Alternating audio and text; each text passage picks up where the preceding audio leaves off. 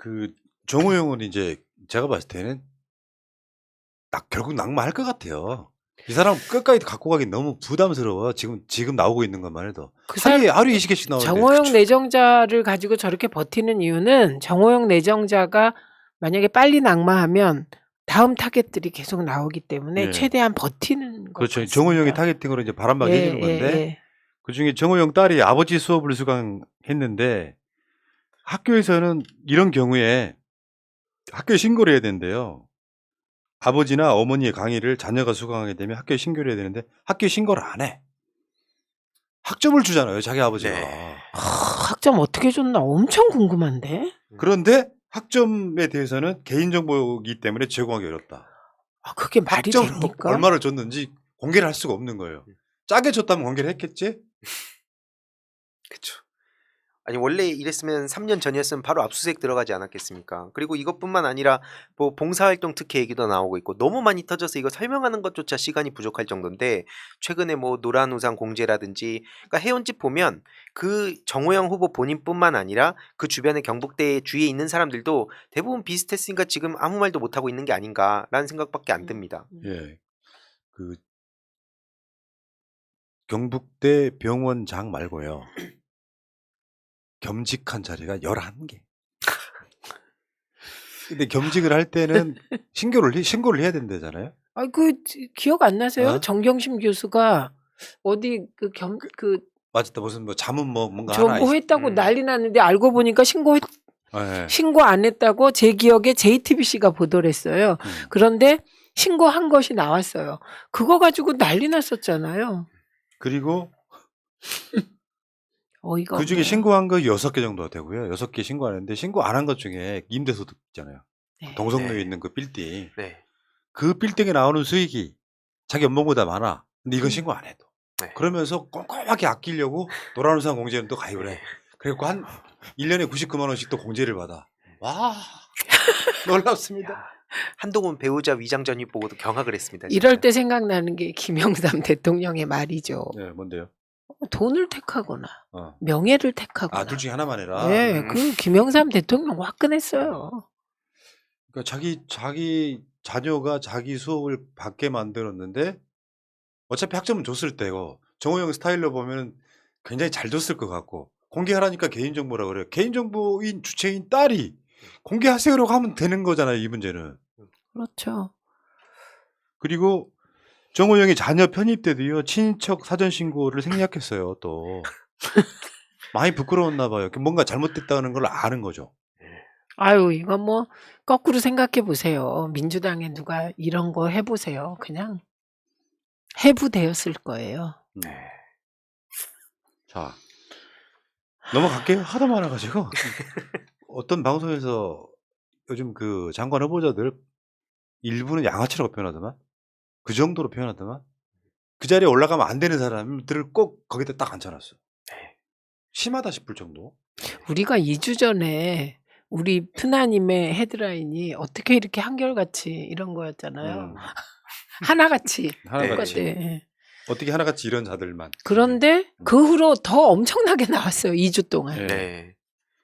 네. 자, 그 박보균도요. 박보균이 중앙일보 출신이잖아요. 그 박보균이 청문회가 파행이 됐는데 자료 제출을 안 해.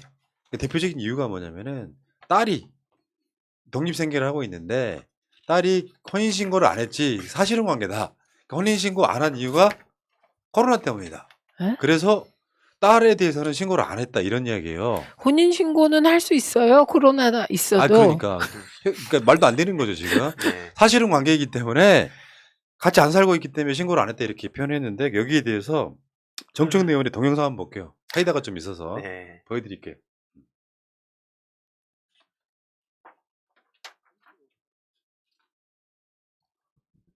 김승수 간사께서 자녀들은 좀 자제하자고 그랬는데 조국 전 장관의 경우 딸 표창장 하나 가지고 어머니 징역 4년 보내지 않았습니까? 봉사활동 시간이 70시간이다, 96시간이다. 이런까지 다 정밀 분석하지 않았습니까? 한 가족을 도륙해놓고 이제 와서는 자녀들에 대해서는 묻지 말자? 아니 솔직히 조국 가족 도륙해가지고 윤석열 검찰총장 하다가 대통령까지 된 거 아닙니까? 김건희 씨 주가 의혹 사건을 왜 수사 안 하죠? 김건희 해놓고 그것도 자제할까요? 국회의장의 귀하로 해서 확인서가 왔는데 공직 후보자 직계 좀비속인 장녀 이름을 밝히지 않겠습니다. 2021년 9월 3일 금요일 결혼식을 올리고 2021년 9월 10일 미국으로 긴급하게 출국하여 국내에서 관할 당국에 혼인신고를 하지 못하였고 미국에서 신고하고자 했으나 코로나19 상황으로 인해 현재까지 신고하지 못했습니다. 이에 장녀는 사실혼 관계에 해당 출가한 여성 자녀로 보아 뭘 보아요? 서류로 심사하는 거지. 재산 등록 제외 대상에 해당함을 확인합니다. 누가 확인합니까? 뭐가 구린 게 있어서 코로나 상황으로 지금까지 미뤘다면 지금도 왜 못해요? 그러면 좋아요. 사실혼 관계라는 걸 입증하는 자료라도 내라. 안 내요. 왜 이럽니까? 결혼식 100번 양보해서 사실혼이라서 자료를 낼 수 없다면 사실혼이라는 걸 입증하는 거라도 내라. 이것도 안 내요. 그리고 제 보좌관에 따르면 정청래 의원실입니다. 자료 제출하면 전화를 끊어버린대요. 4월 동안 콜백을 안 한대요. 이런 인사청문팀이 어디 있어요 도대체? 예. 정청래 의원한테 아니 정권 출범하기도 전에 겨우 국정 지지율 40% 50%도 미만인 정권이 이런 식으로 배짱 튕기고 오만 방자하게 이렇게 해도 되는 거예요? 저는 지금 윤석열 정부 뭐 사이다 이런 걸 떠나가지고 제가 요즘에 계속 하는 말이에요. 대한민국엔 법이 두 개야. 예. 너무 잘 알아듣죠, 우리. 네. 한 나라에 법이 두 개일 수 있어요? 아, 두 개예요. 이중잣대법이라고. 네. 자, 그 가운데 빨리 진행시켜 볼게요. 문재인 대통령이 이명박, 김경수, 정경심, 이재용 사면을 검토한다. 실제로 지금 각 언론들이 뭐 이제 분위기가 조금씩 다르긴 합니다만 저는 문재인 대통령이 더 이상 사면이 있을까? 이런 생각을 했었는데 5월 8일 날 사면이 있을 것 같다는 언론들의 지배, 그러니까 문 대통령 성정에 예를 들어서 이명박 사면하세요 하면 굉장히 좀 톤을 좀 올려서 그거는 이러이러한 이유로 안 된다가 아니라 뭔가 뉘앙스 자체, 예를 들면 뭐 기자들과 간담회 같은 데서 보면 국민의 여론이 뭐 먼저인 것 같다는 식으로 이야기를 하던데 지금 나오는 보도를 이렇게 종합해 보면요, 이명박, 김경수, 정경심, 이재용 사면이 되는 쪽이 한 51% 정도를 좀 보이더라고요, 그게. 저는 음, 언론이 음. 그런 식의 추측 보도, 압박 보도 안 하는 것이 사면하는 분위기를 조성하는 데 도움이 된다. 오히려. 그럼요. 언론이 막 압박하는 건 오히려 분위기를 나쁘게 한다. 이렇게 봅니다. 근데 이런 측면도 있잖아요. 예를 들어서 청와대가 그거 관련해서 어떤 여론의 반응을 알아보기 위해서 일부러 흘리는 경우도 있을 거라고 보거든요. 저거 여론조사 정말 많이 합니다. 네. 예. 새날도 해봤어요, 최근에. 음. 이거에 대해서 60% 넘은 사람들이 찬성. 음, 그 사람들, 이분들 입장에서는 이명박보다는 정경심, 김경수가 더 높게 보이는 거예요. 음. 어떻게 생각하세요? 두 분의 의견은? 저는 솔직히 이명박 씨 때는 지금 뭐 집행유예까지 받은 상황인데 그래서 정말 개인적으로도 그렇고 여태까지 해온 짓, 뭐 심리전, 여론전도 그렇고 심각해 보는데 김경수 지사님이랑 정경심 교수님 생각하면 참 이게 그 두 분을 빨리 밖에 나오게 만드는 게 중요하다 생각도 하고 딴 거보다 어쨌든 윤석열 당선자가 취임을 하고 나면 어쨌든 머지않아 나올 것 같다는 생각을 하게 되고 그때 과연 그러면 김경수 지사나 정경심 교수를 이렇게 사면할까를 생각해보면 여태까지 그냥 자기들 원하는 대로만 하는 걸 봤을 때 그냥 문재인 대통령께서 좀 판단을 해주시는 게 좋지 않을까 이번에 그런 생각도 듭니다. 솔직하게. 이제 있잖아요. 그 법의 취지 중에 99명의 범인을 잡는 것보다 중요한 게 한 명의 억울한 사람을 나오지 않게 하는 것처럼 이명박 사면이 정경심 교수 등을 나오게 하는 요인이 된다면 저는 정경심 먼저 나오는 게 맞다고 생각하는 생각을 갖고 있는 거거든요. 조국 장관 지금 애가 타죠. 아프니까요. 네. 아프니까 몸이 많이 안 좋으니까 애가 타고 문재인 대통령의 본래 성정대로라면 사면 안 하시겠죠. 그런데 어쨌든 현실적 조건이 예, 본인이 해줄 수밖에 없는 게 본인이 해주고 나가지 않으면 안 되는 상황. 그런 조건들 때문에 고심이 깊은 것 같았습니다. 그날 네. 이 얘기 하실 때 화면 보면 그 특유의 표정이 있습니다. 지금 이 표정. 맞아요. 흔한님 얼굴 같은 그 표정이시더라고. 눈 이렇게 하시는. 음. 그러니까 깊이 고민하고 계신 것 같습니다. 네. 알겠습니다. 그대가 조국이라는 영화, 다큐멘터리 영화 있잖아요. 지금 펀딩하고 있는데 놀랍게 올라가고 있거든요. 네. 100% 넘은지 진작 됐고 지금 아마 400% 넘어갔을걸? 5천만 원 모금에 거의 2억, 예, 뭐 2억 3억 이렇게 아까 가고 훌쩍 있죠. 갔더라고요. 네. 예. 그 영화의 티저를 잠깐만 보시겠습니다.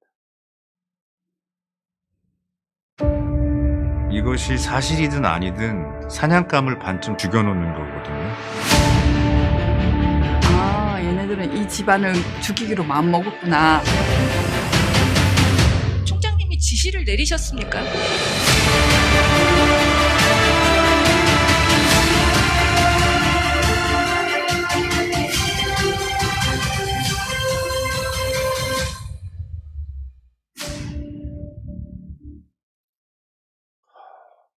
저는 조국 장관 문제는 윤석열 집권 내내 윤석열의 발목을 잡을 거라고 생각합니다.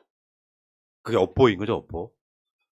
그리고 조국 장관 내가 지금 겪어야만 되는 고초에 대해서 절대 우리 진영 사람들은 잊으면 안 되는 거죠. 그게 사법부까지 결탁이 돼갖고 그 유죄를 내리는 상황을 생각해보면 지금도 분통이 터져요.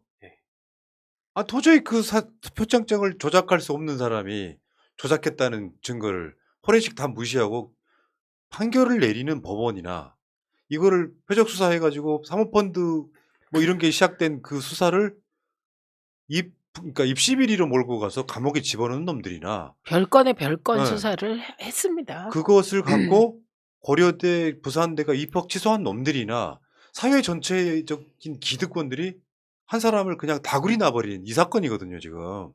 요걸 함부로 말하면 안 된다, 지금. 요즘에 우리가 불고 있는 바람이 그런 거거든요. 그러니까 이게 불공정 이슈로 전환되는 과정이 이게 각종 조작이 개입된 거죠. 프레임이 전환된 건데 제일 먼저 프레임은 권력형 비리였습니다. 조국 전 장관이 그 웰스앤시티 가로등 전멸 그러니까요. 등 사업을 민정수석이라는 지위를 이용하여 싹쓸이했다. 왜? 돈 벌라고. 그 돈 벌어서 뭐 하려고? 대통령 될 자금 마련하려고. 이 시나리오였지 않습니까? 그런데 이게 다 깨진 거예요. 그래서 나온 게 사모펀드예요. 그러니까 우리가 처음에 사모펀드로 시작했다고 생각하잖아요. 아니었다니까. 권력형 비리. 네. 조국 전 장관의. 그래서 이게 하나하나 깨지고 사모펀드도 말하자면 주가 조작 가족 사기단이었잖아요. 그때 프레임. 그것도 깨지고. 그리고 나온 게 소위 입시비리. 표창장 관련한 인턴 문제였거든요. 그리고 이 과정에서 소위 불공정 프레임을 만들어낸 겁니다. 그래서 저는 너무 우리가 빨리 잊어요. 처음에 조국 장관에게 가해진 건 권력형 범죄자, 네. 주가 조작 가족 사기단이었습니다. 이게 핵심이었는데 이게 다 사실이 아닌 것으로 판명 났잖아요. 네.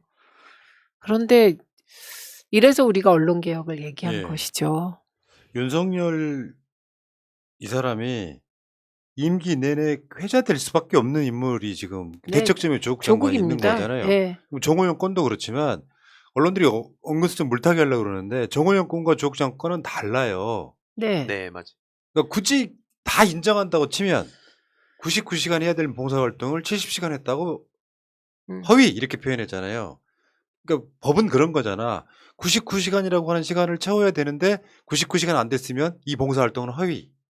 이런 방식으로 사회가 그 당시에 일반적으로 통용됐던 관습 같은 것도 다 위법으로 만들어갔던 사건이거든요. 지금 정호영은 그런 케이스가 아니야. 예를 들어서 조국 장관 근무하는 서울대 법대에 조민 씨 들어오고 그 아드님 들어오고 해서 거기서 편입해가지고 거기서 활동해가지고 뭐가 됐다고 하면 난리 났겠죠. 말도 안 되는 케이스를 갖고 지금 같이 갖다 대고 있는 거거든. 잘 모르니까 이제 뭐 조국 장관을 또 비판하는 사람이 나오기도 했지만. 그러니까 이게 그 저쪽에서 윤석열 측에서 지금 해명하는 거 보면 다 관행 얘기하거든요. 그러니까 뭐 솔직히 그런 생각은 들어요. 그 지금 시대 저희 청년들이 나중에 막 50년 뒤에 또 달라진 세상 속에서 지금 잣대 들이대면 분명히 또 그때 가서 이게 부당하다는 얘기 나올 수 있어요. 그러면 진영 논리를 떠나서 지금 윤석열 측에서 그리고 국민의힘에서 적어도 그런 잣대를 들이대서 사람을 벼랑 끝으로 몰아가선 안 됐는데 그때는 그렇게 실컷 비난하고 조롱하고 하더니 심지어 검찰에선 그 딸 그 신용카드 뭐 체크카드 다 뒤져가지고 하나하나 뒤져가면서 이거 시간 안 맞으니까 잘못됐다라고 그렇게 24시간 망신 주게 하고 모욕 주게 해놓고 이제 와가지고는 너무 이게 부당하다 이런 식으로 청문회가 가면 안 된다 이따위 보도를 내고 있으니까 민주시민들은 폭발한 거고 솔직히 말해서 그 같은 잣대를 들이대면 여야를 떠나서 그냥 일반 시민들 중에서도 살아남을 사람 아무도 없다고 생각합니다. 근데 거기에 우리가 너무 넘어가가지고 그 사이에 균형을 잡겠다고 조국 장관한테 돌을 던지는 걸 전 납득할 수 없는 거고 한동훈, 김건희뿐만 아니라 그냥 윤석열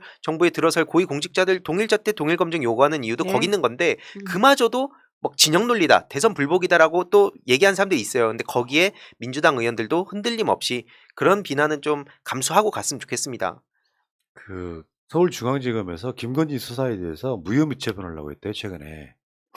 무혐의 처분하려고 했는데 서울중앙지검 김태훈 4차장 검사가 반대를 했대요. 이거 무혐의 처분하면 안 된다 해가지고 지금 김건희가 이번 주나 다음 주쯤에 조사 받으러는 들어간대요. 그러니까 최소한 소환은 해야 된다. 이런 어. 논리였습니다. 자, 어쨌건 지금 그래서 김건희 건이든 한동훈 건이든 다 조국 장관이랑 다 연동이 되면서 말도 안 되는 그러니까 사실은 처음부터 말도 안 되는 이야기였지. 무슨 지들이 공정이 있어. 네. 검찰 개혁했던 사람을 제거하는 과정에서 생기는 이런 것들이잖아요. 그대가 조국 같은 영화도 어마어마하게 들어가야 돼요. 사람들이 그 숫자 한 뭐 다큐멘터리 영화인데 한 100만 좀 나오고 해야 윤석열한테 부담이라도 되는 거고 나는 그렇게 생각하거든요. 최소한 도의적으로 언젠가 시간이 지나설지가 될지 모르지만 나는 조국 장관한테 미안했다 같은 그런 소회가 나오지 않으면 이게 인간도 아니에요, 이거는. 아니 박근혜한테 그러니까요. 하지 않았나요? 에이, 진짜. 자, 알겠습니다. 결국에는 뭐 윤석열 임기가 언제까지 될지 모르겠습니다만 정해졌다고 전 보지는 않기 때문에 좀 웃어주시면 더 재밌겠고요. 근데 이게 재밌구나. 내가 방금 뒤에 한 말. 근데 그 상황 내내 윤석열이라고 하는 사람은 결국 조국 수사로 발목 잡혀요. 진짜 내로남 뿌린 거잖아. 네. 이 자체가. 세상이 만만치 않습니다. 그럼요. 네. 일시적으로는 거짓이 통해도 이게 시간 지나면 그래서 진실은 침몰하지 않는다. 검사 일대나 무소불위의 권력인 거지. 그 그룹 안에서. 네. 대통령 되고 나서 장관들 후보자라고 내미는 거 보십시오, 진짜. 네. 어떻게 한 명이라도 논란이 없는 사람이 없어요. 아니, 그러니까 예를 들면 부동산에 문제가 있는 사람이 국토교통부 장관하고 이러고 있으니 무언 아유.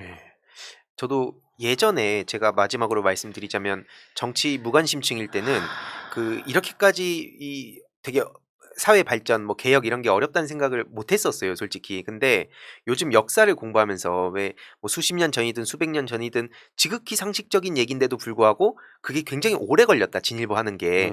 왜 그랬나 사실 이해가 안 갔었는데 요즘 저도 이제 현재 진행형이다 보니까 엄청난 비난 쏟아지고 어떻게든 이거 막 위축되게 만들고 이런 거구나. 근데 나중에 길게 내다보고 뭐 정치인들과 우리 민주시민들이 그때를 생각하면서 부끄러운 선택하지 말자. 그런 말씀드리면서 네. 같이 연대해 나가고 싶습니다. 사실은 조국 장관이라고 하는 사람 때문에 검찰 개혁이 여기까지도 나왔다고 생각해요. 검찰이 보여준 모습이 저래서 수사권을 갖고 있으면 안 되는 거 이렇게 봤잖아요. 그러니까 지금 조국 장관은 본인이 약간 유폐된 듯 느낌일 수 있겠지만 반대로 말하면 역사가 조국 장관 때문에 흘러가는 측면이 있거든요. 제가 그때 정의의 유전자는 정말 잔인하다. 알겠습니다. 여러분 너무 뜬금없는 이야기지만 그렇기 때문에 채널 구독 좀 해주세요. 그렇기 때문에 채미니 TV도 중요하죠. 그러니까요. 지금 야, 계신 숟가락 분들 잘안 주시네. 나 이제 이렇게 바뀌었습니다. 그럼 바뀌어야죠. 채미니 TV를 지금 1만 명 시청하고 계신데 여러분 중에 3,500명이 해주시면 이제 3만 명 됩니다. 제가 우리 50만 됐을 때 환호했잖아요. 네. 새날 TV 우리 있을 때 됐잖아요. 근데 그때도 몰랐는데 정말 구독자 수 늘리는 게 보통 일이 진짜 아니더라고요. 어렵죠. 예, 이거에만 매달려야 돼요. 그래서 지겹겠지만 음, 방송마다 이야기를 하는 이유가 이런 것 때문이에요. 까먹으신다고. 방송 재밌는데 꼭 굳이 구독 안 해도 볼 수 있으니까. 지금 여러분들이 새날은 일단 구독해 주시면은 12명만 구독해 주시면 59.3명, 3만 우와. 명, 예, 와, 60명인데 코앞에 와 있는데 그러네요. 12명만 구독해 주시고요. 최민희 의원은 지금 안 하시는 분들 있잖아요. 지금 위에 링크가 걸려 있어. 위에 링크를 가셔갖고 구독을 누르고 후다닥 오면 돼. 그게 어려워요. 검색하는 것도 아닌데 또 화를 내야 되는 거지 지금. 5초. 보자. 어. 1초. 2초면 되는데요. 네, 2점 되잖아요. 네, 2초면 딱 끝나네. 그리고 제가 하나만 말씀드릴게요. 저도 구독한 방송이 한 200개 돼요. 네. 나는 알람 껐어. 아 맞지. 난 내 방송밖에 볼 시간이 없어. 다스베이도 또 한 달에 한 번에 볼까 말까 해. 그리고 알람 나 중요하진 않아. 나는 그쪽 숫자 채워주는 게 중요해. 그러면 200개 구독한 사람 뭐 상 줘야 될 것 같은데? 그리고 숫자 하나 채워주는 거죠. 네. 네네. 1년에 한 번도 안 보는 방송들 구독자 엄청 많아요. 그렇게 하는 거야, 연대는. 네 맞습니다. 예. 기세 싸움이기 때문에. 그럼. 예. 황희도도 마찬가지고. 황희도 요즘 얼마나 돼요? 지금 한 42만 좀 넘었습니다. 이야, 정말 짱이다. 진짜 개인이 하는 짱이다. 거는 제일 크지 않나? 그리고 제가 이런 감정은 처음인데 정말 부럽습니다. 그냥 그거 있죠. 최민희 의원한테 팔어. 그거 팔 수 있으면 이제 사겠습니다. 아이고, 불가능해서 네. 그럼. 자, 구독과 이렇게 즐거운 이야기를 할 수 있나? 새날만의 특성이야. 네, 맞습니다. 갑니다. 예.